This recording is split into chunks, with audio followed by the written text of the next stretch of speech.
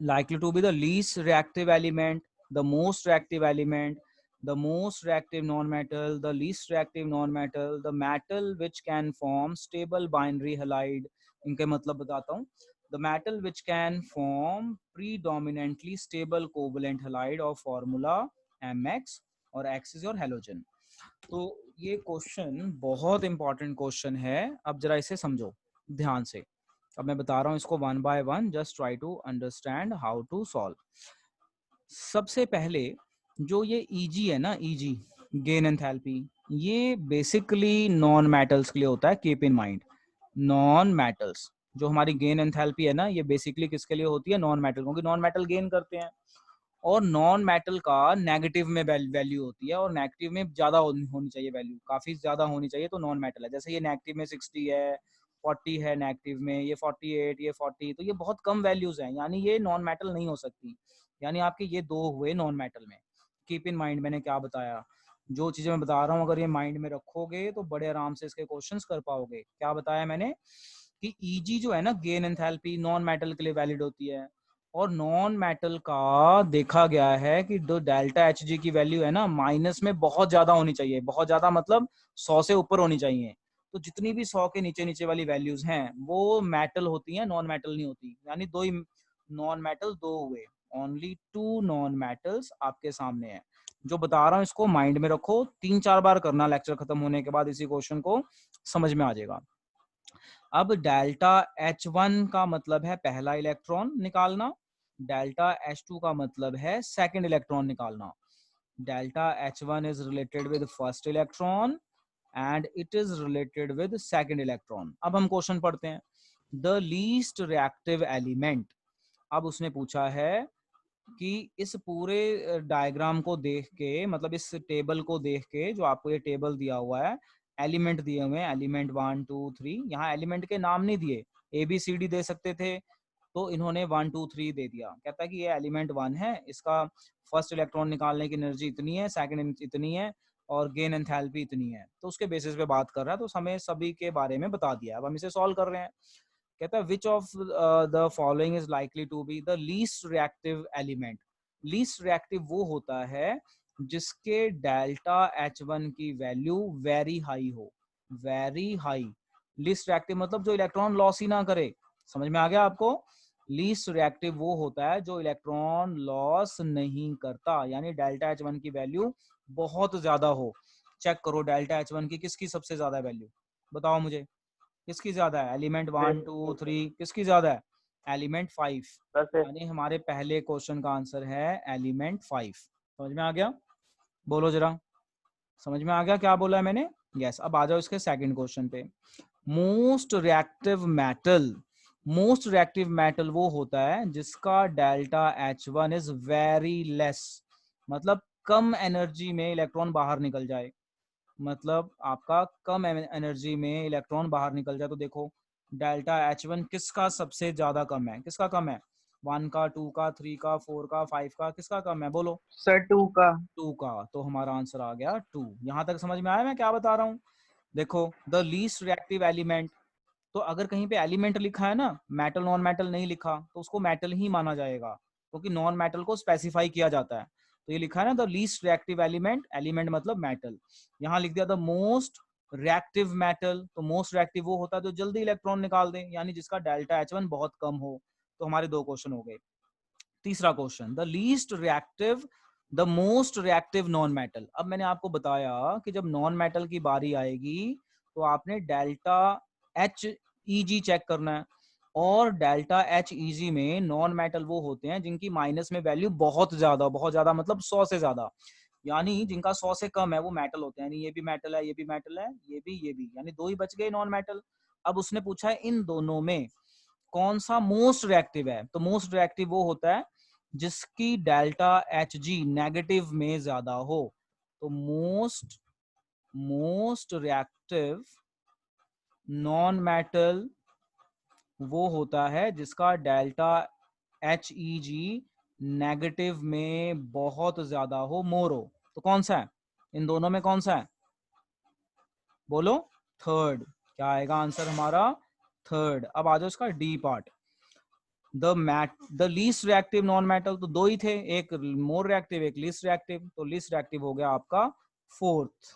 बोलो बेटा यहाँ तक कोई डाउट? क्योंकि आप पूछिए तभी मैं आगे चलूंगा, ये अगले दो मैं जब भी बताऊंगा जब आप यहाँ तक मुझे क्लियर करेंगे। No sir, no doubt. तो नो डाउट, चलो ठीक है। अगला E part, the metal which can form stable binary halide, the metal which can form stable binary halide. लो जी, ई पार्ट का मतलब समझो, स्टेबल बाइनरी हैलाइड।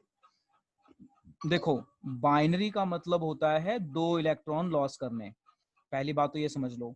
बाइनरी का मतलब है जिसका दूसरा इलेक्ट्रॉन लॉस हो जाए। ध्यान से समझना मैं क्या कह रहा हूँ। बाइनरी मतलब दो, बाइनरी मतलब दो, मोनो मतलब वन बॉन्ड बनाना।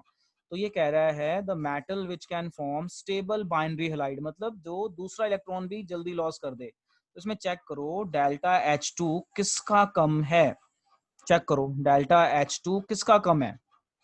मतलब समझ लेना बाइनरी का मतलब, मैंने बाइनरी का मतलब बताया। किसका कम है? सिक्स्थ, सिक्स्थ का। तो ये हमारा आ गया सिक्स्थ। समझ में आया क्वेश्चन? क्वेश्चन समझ में आया?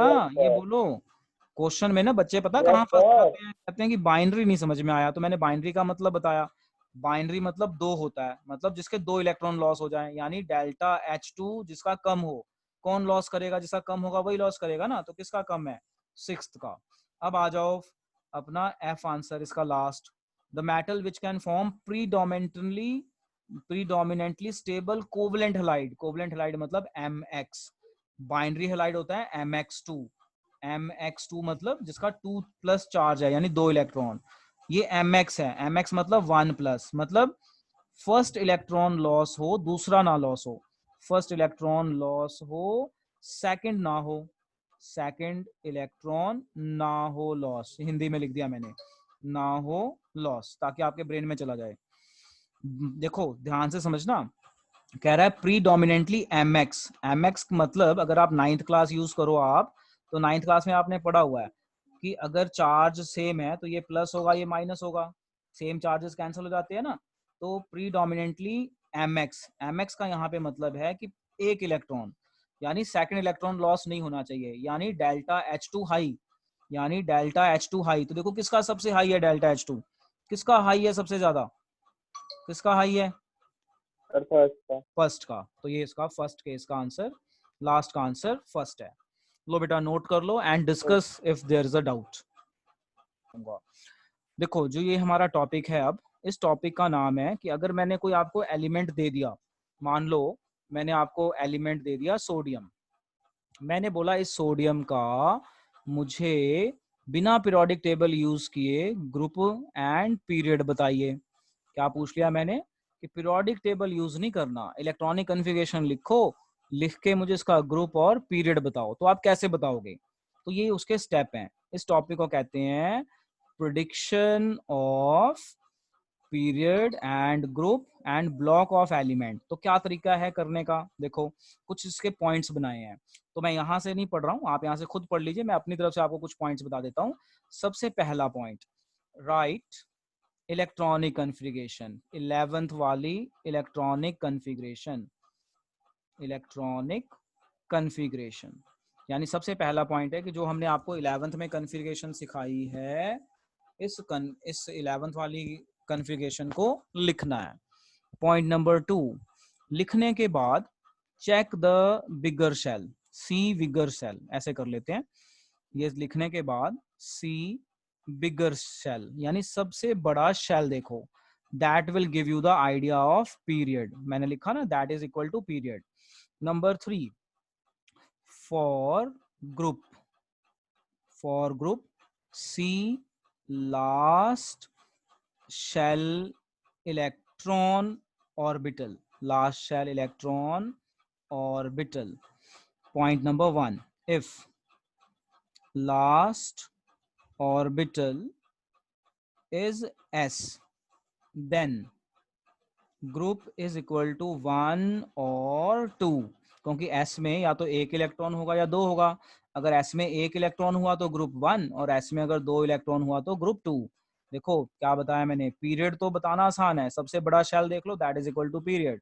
For group C last shell electron orbital, orbital, तो if last shell orbital is s then group can be 1 और 2, अगर लास्ट में 1 हुआ तो 1, 2 हुआ तो 2। B part, if last electron orbital is p then group is equal to last का ns electron plus np electron, ns electron, ये 2 की जगह ना मैं इलेक्ट्रॉन लिख देता हूँ, ns electron np electron plus 10 कर लेना, that is equal to group. अभी मैं एग्जांपल करके बताऊंगा, फिर एकदम क्लियर हो जाएगा मैं क्या कह रहा हूँ। हाँ जी, C part, if last electron goes to d orbital, to d, then group is equal to ns electron plus d electron, last वाले plus d electron, इसका टोटल कर लेना, that is equal to that। f का हमें जरूरत नहीं है, f का हमें आता नहीं है। अब मैं एक एग्जांपल कराता हूँ, जरा देखना ध्यान से। एग्जांपल में मैंने सोडियम लिया था, तो सबसे पहले हर्षिता कन्फिगरेशन बोलो +1 वाली, क्या है सोडियम की configuration, 1s2 1s2 2s2 2s2 2p6 3s1। चलो अब मुझे इसका 1। पीरियड बताओ, ये रूल पढ़ो, पीरियड बताओ इसका। तो पहला रूल था कि राइट कन्फिगरेशन लिख दी। दूसरा रूल है सी बिगर शेल, तो सबसे बड़ा शेल कौन सा है, 3 है, 3 है ना, यस तो सर। इसका पीरियड हो गया 3। लो चेक करो, देखो सोडियम का पीरियड 3 होता है ना, ये देखो चेक भी कर लो, साथ के साथ 3 होता है ना। अब आ जाओ इसका ग्रुप देखते हैं। ग्रुप के लिए क्या बताया था मैंने, 3 ऑप्शंस हैं। लास्ट शेल देखो, कौन लास्ट इलेक्ट्रॉन कौन से ऑर्बिटल में गया है, if last yes sir. S में जा रहा है ना, तो एस में जा रहा है तो ग्रुप या तो 1 या 2 होगा, अगर एस में 1 इलेक्ट्रॉन हुआ तो 1, 2 हुआ तो 2, तो 1 है तो ग्रुप क्या आया, 1। 1। तो लो जी चेक कर लो, ये लो यहाँ से चेक करो, ऊपर से नीचे ग्रुप होता है, तो सोडियम ग्रुप 1 का मेंबर है, यहाँ से पीरियड होता है तो पीरियड 3। चलो अब इसी तरह से हम ले लेते हैं एल्यूमिनियम। तो हर्षिता आप बताएंगे, मैं लिखूंगा। तो एल्यूमिनियम के बारे में बताओ, एल्यूमिनियम का एटॉमिक नंबर 13, बोलो पहला step, group and period sir बताना है बेटा, नोट कर इलेक्ट्रॉनिक ले, वेरी इंपॉर्टेंट। हाँ पहले configuration, configuration 1s2 sir. 2s2 2s2 2p6 2p6 3s2 3s2 3p कितना, 1 2 सर 1 1 होएगा ना, 1 ठीक है। अब सर। बोलो, अब पीरियड के लिए बोलो क्या करना है, check the bigger period shell, sir 3। Period 3 आ 3 गया क्योंकि होगा। 3 है सबसे बड़ा शेल, यस। ग्रुप बताओ, यस सर। ग्रुप के लिए क्या ग्रुप करना है कि अगर लास्ट इलेक्ट्रॉन पी में जा रहा है, यस पी में जा रहा है, तो लास्ट यस वाले सर। एनएस और पी इलेक्ट्रॉन के साथ 10 ऐड कर लेना, यानी लास्ट वाले उठाने हैं, ये सारे नहीं ऐसे उठाने, लास्ट वाले।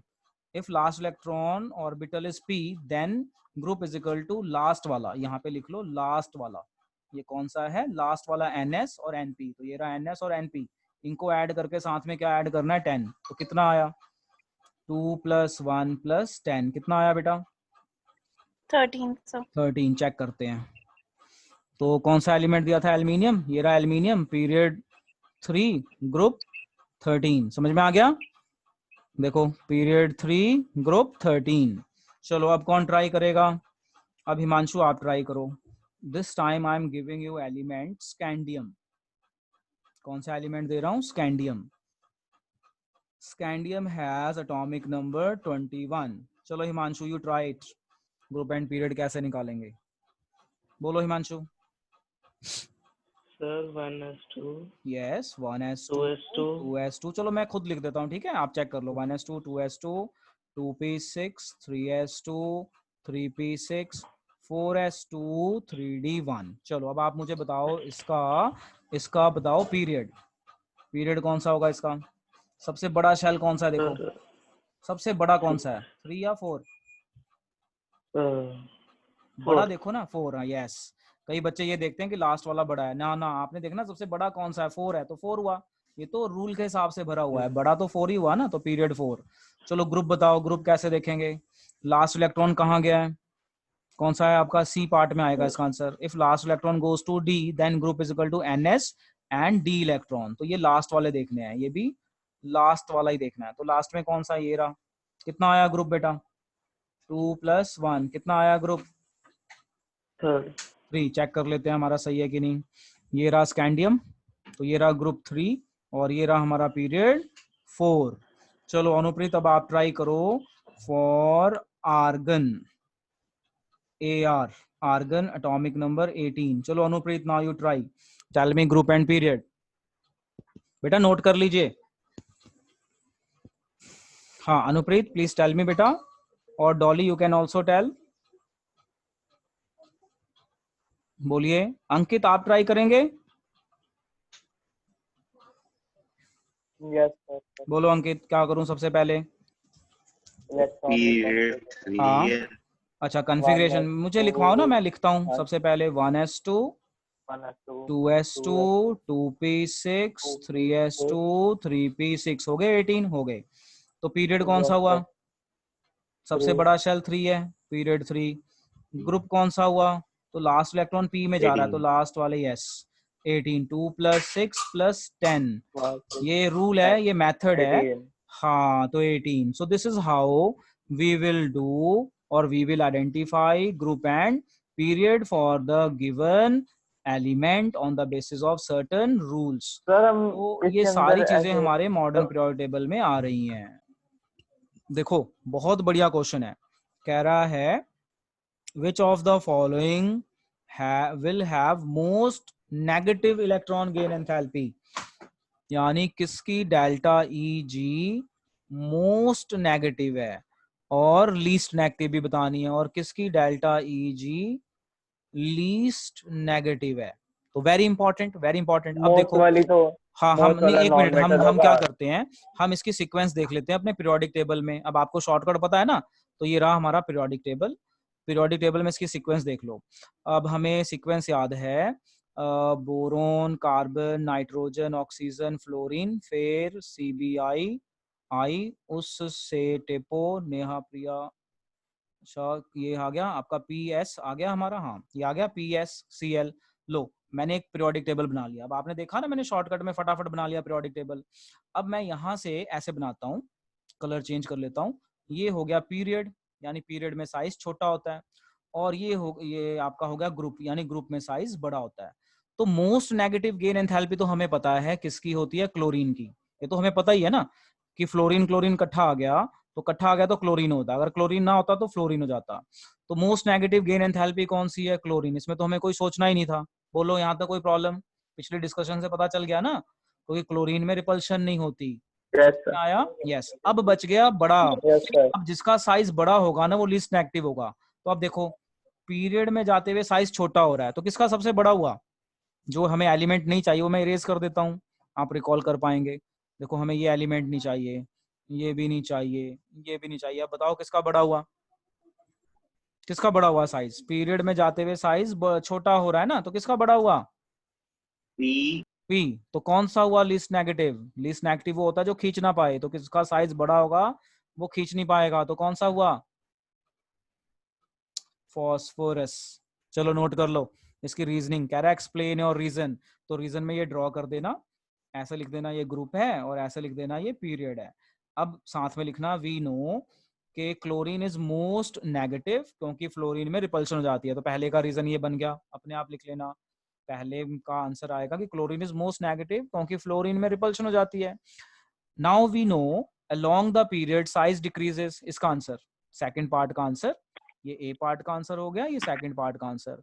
Now we know as we go along the period size decreases, so bigger size means can't gain electron, bigger size means can't gain electron, hence least negative।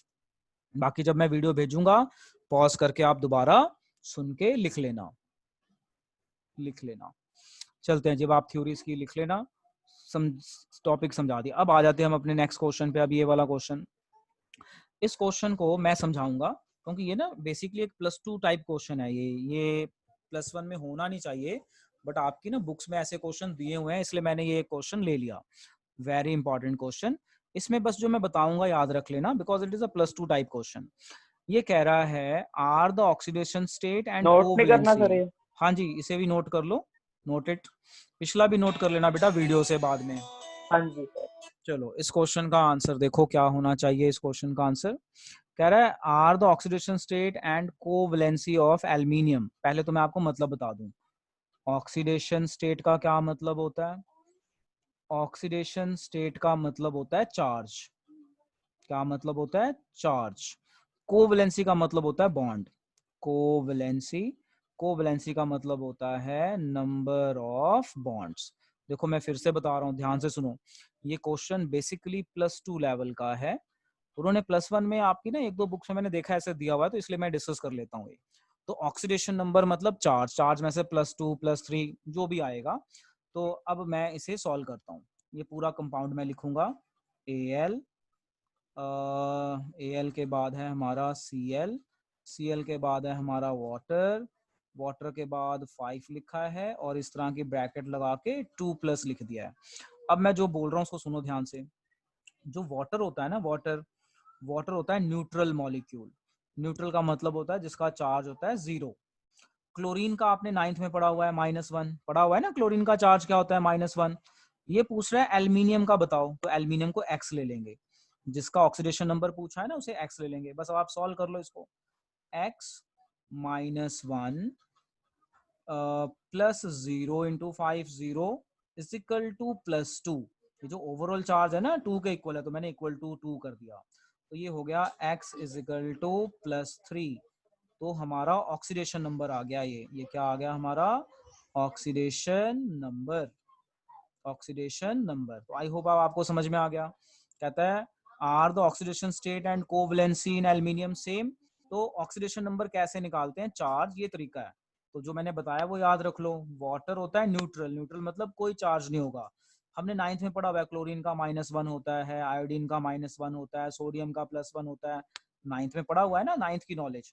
Aluminium का पूछा है, तो जिसका पूछा है उसको X ले लेते हैं। तो इस तरीके से सॉल्व कर देते हैं। ओवरऑल +2 के इक्वल था। तो मैंने आपको चार्ज बता दिया, तो चार्ज आया हमारा +3। अब रह गया हमारा बॉन्ड्स कितने बनाएगा। तो इसकी डायग्राम बना देता हूं। देखो एल्यूमिनियम सेंटर में है, एक बॉन्ड क्लोरीन से बना रहा है और 5 बॉन्ड वाटर से बना रहा है, यानी 6 बॉन्ड बनाएगा। तो ये 6 बॉन्ड इस तरह से बनेंगे, chlorine, water, water, water, water, water. ये पूरा टिपिकली ना +2 का टॉपिक है। और यहाँ पे आ गया हमारा +2। अब काउंट करो, सेंटर एटम कितने बॉन्ड बना रहा है, काउंट करो कितने बॉन्ड बना रहा है एल्यूमिनियम, बताओ। 1 2, 6. हाँ 6, 1 2 3 4 5 6, यानी हमारी कोवैलेंसी हो गई 6। ठीक है जी, तो इसे नोट कर लो, बहुत इंटरेस्टिंग क्वेश्चन है। और ये +2 लेवल का क्वेश्चन है, इसीलिए मैंने आपको बोला यहाँ पे कुछ चीजें आपने याद रखनी है। जैसे वाटर न्यूट्रल है, क्लोरीन का आपको पता है, जिसका चार्ज निकालना हो उसे हम X ले लेंगे। तो बस आप इसे सॉल्व कर लेना। अब एक नेक्स्ट क्वेश्चन है, साथ में नोट कर लो बेटा, साथ के साथ ही एक ये नेक्स्ट क्वेश्चन है। ये नेक्स्ट क्वेश्चन ना आपकी 10th की नॉलेज पे बेस है आपके +1 का ही क्वेश्चन, बट 10th की नॉलेज पे बेस है। क्या कहता है ये क्वेश्चन? देखो ये क्वेश्चन कहता है show by a chemical reaction with water that sodium oxide is basic oxide and chlorine oxide is acidic oxide. देखो हमने 10th में पढ़ा हुआ है, क्या पढ़ा हुआ है हमने 10th में हमने पढ़ा हुआ है कि जो मेटल ऑक्साइड होता है ना वो बेसिक नेचर का होता है। उसको आप कैसे टेस्ट कर सकते हो? एसिड से रिएक्शन करा दो तो हो जाएगी, या लिटमस वाला लगा दो। और जो नॉन मेटल ऑक्साइड होता है, नॉन मेटल ऑक्साइड होता है, तो ये भी आपको याद होगा कौन सा होता है? एसिडिक। अब जरा चेक करो 10th की नॉलेज से, ये मेटल ऑक्साइड है और ये क्लोरीन और ऑक्सीजन नॉन मेटल ऑक्साइड है। तो कह रहा है कि जो मेटल ऑक्साइड है बेसिक है और जो नॉन मेटल ऑक्साइड है एसिडिक है। तो कहता है कि इसको प्रूव करो बाय रिएक्शन। तो आप क्या करो, जो आपका मेटल ऑक्साइड है ना उसको पानी में डाल दो। पानी में डालोगे तो बेस बन जाएगा। तो दिस शोज कि ये आपका बेसिक नेचर का होता है, एल्कली बन जाएगी। और इसको भी पानी में डाल दो, एसिड को, ये आपका नॉन मेटल ऑक्साइड को, तो एसिड बन जाएगा। तो जो मेटल ऑक्साइड होते हैं ना वो पानी में डिसॉल्व होके बेस बनाते हैं, और जो मेटल ऑक्साइड होते हैं नॉन मेटल वो पानी में डिसॉल्व होके एसिड बनाते हैं। बस इसका टेस्ट लगा लो, चेक कर लो ये बेस का है कि नहीं। There basic and acidic nature can be quantitatively tested by litmus paper. तो ये याद रखने वाला है, just keep in mind. Note करके डन बोलो, नोट कर लो बेटा, नोट करके डन बोलो इसका। आज के लेक्चर का लास्ट टॉपिक। इस टॉपिक का नाम है डायगोनल रिलेशनशिप।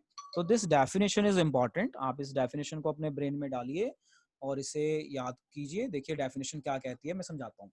देखो डायगोनल रिलेशनशिप क्या होता है। Just see here, topic is diagonal relationship. मैंने यहाँ पे पीरियड 1, अपना ग्रुप 1, ग्रुप 2, ग्रुप 13, ग्रुप 14 के एलिमेंट लिख दिए। अब देखो ग्रुप 1 का एलिमेंट है हमारी लीना की रब से फरियाद था ना, तो हाइड्रोजन हटा दिया क्योंकि हाइड्रोजन एक्सेप्शन में आता है, तो लीना आ गया, ये बेगम वाला आ गया, ये बोरोन, एल्यूमिनियम, कार्बन, सिलिकॉन आ गया। आप शॉर्टकट बना के याद कर लो।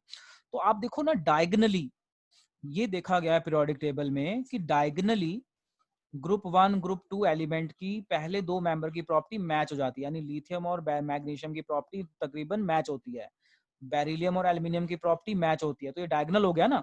तो बस इस मैचिंग प्रॉपर्टी को हमने नाम दे दिया डायगोनल रिलेशनशिप। तो क्या होती है डायगोनल रिलेशनशिप? कि पीरियोडिक टेबल में हमने डायगोनली सिमिलैरिटी देखी पहले कुछ मेंबर्स में, सब में नहीं, शुरुआत के कुछ मेंबर में। जैसे ये है ना, तो यहाँ पे सब में नहीं, शुरुआत के कुछ मेंबर में, जैसे बोरोन सिलिकॉन हो गया, लिथियम बेरिलियम हो गया, बेरिलियम एल्यूमिनियम हो गया, ऐसे। तो ये वाला ट्रांजिशन है ना, ये हमने साथ में जोड़ के दिखा दिया। तो शुरू के कुछ मेंबर में, सब में नहीं, सिर्फ शुरू के पहले 2-3 पीरियड्स में। तो जो ये हमें सिमिलैरिटी मिली, इस सिमिलैरिटी का हमने नाम दे दिया डायगोनल रिलेशनशिप। अब डेफिनेशन सुनो। Elements of second and third group, second and third group, ठीक है, थर्ड आपका उधर चला गया, तो थर्ड या 13, यहाँ पे थर्ड का मतलब 13 से आ जाएगा। Of diagonally related in properties, diagonally related, first का सेकंड के साथ, सेकंड का आपका 13 के साथ, they are diagonally related, called diagonal relationship. बस।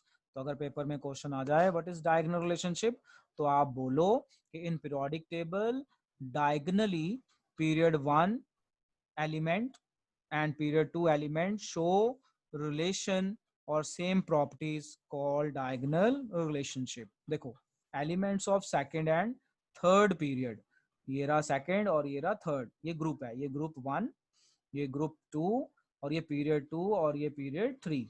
तो डायगोनली आपका सेकंड एंड थर्ड पीरियड, ये रहा सेकंड, ये रहा थर्ड, ये रहा second third, second third, second third period are diagonally related in properties, this concept is called diagonal relationship। लो इसे नोट कर लो एंड से मी done question and try it your own. ये रिपीट क्वेश्चन हो गया है, मैंने इससे मैचिंग क्वेश्चन पहले करवाया हुआ है। Try this question your own